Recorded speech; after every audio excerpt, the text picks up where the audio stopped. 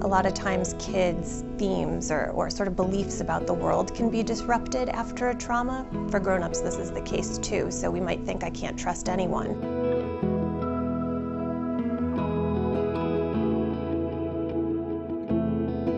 Prescription is cognitive behavioral therapy.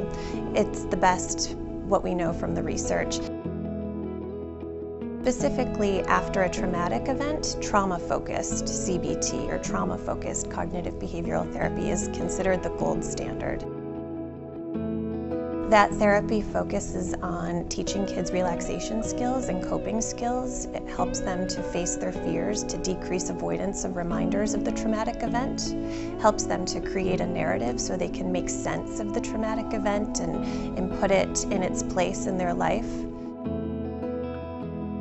A lot of times kids' themes or sort of beliefs about the world can be disrupted after a trauma. For grown-ups, this is the case too, so we might think, I can't trust anyone.